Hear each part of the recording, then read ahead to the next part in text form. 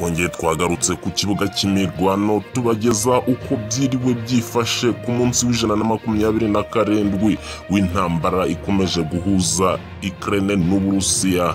Ni mu gihe amakuru agezweho muri aka kanya avuga yuko Sweden na Finland bigiye kwinjira muri NATO. Ni amakuru yatangajwe n'umunyamabanga mukuru w'ihuriro rya gisirikare ryo gutabarana NATO Jens Stoltenberg. Yatangaje ko mu cyumweru gitaha ibihugu bya Sweden na Finland bizasinya amasezerano abyinjiza muri NATO. Stoltenberg yabwiye abanyamakuru i Madrid aharimo kubera inama ya NATO ko icyo gikorwa giteganyijwe kuwa 2 tariki 5 Nyakanga. Ayo masezerano ngo azaba agomba kwemezwa burundu n'inteko zishinga amategeko z'ibihugu 30 byose bigize NATO. Ibyo bihugu bikabona kwakirwa.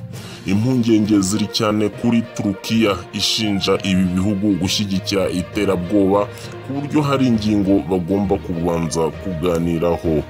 Uyu muryango ufite ingingo mu masezerano awushyiraho iteganya ko igitero kigabwe kuri umwe mu banyamuryango gifatwa nk'ikigabwe ku banyamuryango ku buryo bafatanya kwirwanaho. Uburusiya na Finland bisangiye umupaka wa kilometero 1340. Amakuru mashya TV. Kanda handitse subscribe niba utarabikora, hora duteye inkunga yo kujya tukugezaho amakuru mashya buri gihe.